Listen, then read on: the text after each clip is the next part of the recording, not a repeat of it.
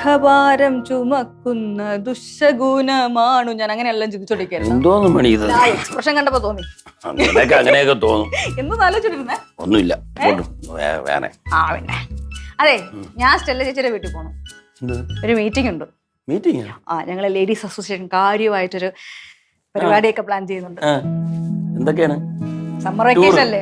Tour ഒന്നുമല്ല. Summer വെക്കേഷന് പിള്ളേരെല്ലാം വീട്ടിൽ ഇരുന്നിട്ടേ അച്ഛനമ്മമാർക്ക് സമാധാനം കൊടുക്കണില്ല. തലവേദന എല്ലാം കൂടി വീട്ടിൽ ഇരിക്കുമ്പോഴേ ഫുൾ ടൈം മൊബൈലും പിടിച്ചോണ്ടിരിക്കുന്നു. അപ്പൊ ഒരാഴ്ചത്തെ ഒരു സമ്മർ ക്യാമ്പ് സംഘടിപ്പിക്കാന്ന് വിചാരിച്ചു. അപ്പൊ വെച്ചാ ഓരോ ദിവസം ഓരോ മേഖലയിലുള്ള പ്രശസ്തരായിട്ടുള്ള വ്യക്തികൾ വന്ന് പിള്ളേരായിട്ട് ഇന്ററാക്ഷൻ. അപ്പൊ അവർക്ക് ഭാവിയിൽ ഏത് തൊഴിൽ മേഖലയിലേക്ക് പോകണം എന്നുള്ളതിനെ പറ്റിയിട്ടുള്ള ഒരു ഏകദേശ ധാരണയൊക്കെ ഉണ്ടാവും. നീയാണോ എന്റെ ഹെഡ്? ഞാൻ ഹെഡൊന്നും അല്ല. നമ്മളെല്ലാരും കൂടെ ആലോചിച്ച് തീരുമാനിച്ച അസോസിയേഷന്റെ പ്രസിഡന്റ് വായാടി തള്ളയൊക്കെ ഉണ്ടോ? എല്ലാ തള്ളമാരും ഉണ്ട്. അതെ, നമ്മളെ പറ്റി ഇതേപോലെയൊക്കെ തന്നെയായിരിക്കും പറയുന്നത്. വരദൂഷണത്തിന്റെ ആളെ ഇവിടെ വന്ന് പറഞ്ഞല്ലേ, അത് പോട്ട്.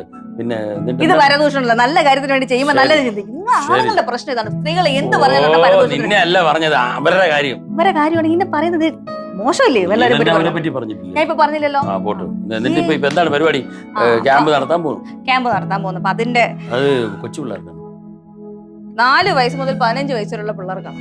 നമ്മൾ ഇതിനെ ഞാൻ എന്ത് ചെയ്യുന്ന അറിയോ, ഇവർക്ക് ഒഫീഷ്യലി പങ്കെടുക്കാൻ പറ്റൂല, പക്ഷെ അവിടെ വോളണ്ടിയേഴ്സിന് ആവശ്യമുണ്ട്. കാരണം മൂത്തവളെയും കൊണ്ട് നിർത്തും. കാരണം കൊച്ചു പിള്ളേരല്ലേ. അപ്പൊ അവിടെ വന്ന് നമ്മൾ നടത്തിക്കുന്ന ആൾക്കാർക്ക് കൈസഹായമായിട്ട് ഇവരൊക്കെ ഉണ്ടെങ്കിലേ പറ്റുള്ളൂ. പിള്ളേരെ ഒന്ന് ഹെൽപ്പ് ചെയ്യാൻ അറേഞ്ച് ചെയ്ത് ഇരുത്താനും ഒന്ന് എന്റർടൈൻ ചെയ്യിപ്പിക്കാനും ഒക്കെ വേണമല്ലോ. ഇവിടെയും ശല്യം കുറയല്ലോ. അതെ, എക്സാക്ട്ലി അത് തന്നെയാണ് എന്റെ പോയിന്റ്. അപ്പൊ ഞാൻ എന്തായാലും അവിടെ പോയി ഇതിന്റെ കാര്യങ്ങളൊക്കെ ഒന്ന് തീരുമാനാക്കിയിട്ടേ വരുള്ളൂ. നോക്കാം, ഇല്ലെങ്കിൽ നമുക്ക് വേറെ എന്തെങ്കിലും സൊല്യൂഷൻ കണ്ടെത്താം. അല്ല, ഞാൻ പോണതിന് മുന്നേ കാര്യം ചോദിക്കട്ടെ, ഒന്ന് ആലോചിച്ചിട്ടുണ്ടെന്ന്.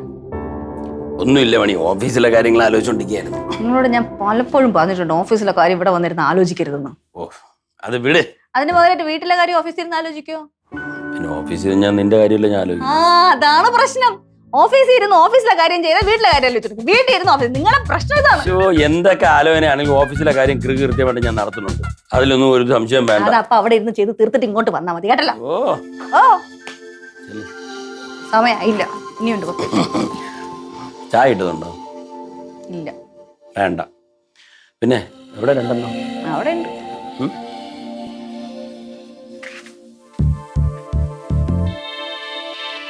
ഇപ്പോഴെങ്ങാനും കയറി വരുമോ? സ്റ്റെല്ലയുടെ വീട്ടിൽ പോയെന്നല്ലേ പറഞ്ഞേ? അപ്പൊ ഇതുവഴി വരൂലല്ലോ. ഇതല്ലേ ഇങ്ങനെ വരൂ. അങ്ങനെ വരികയാണെങ്കിൽ എനിക്ക് കാണാമല്ലോ. ഇല്ല.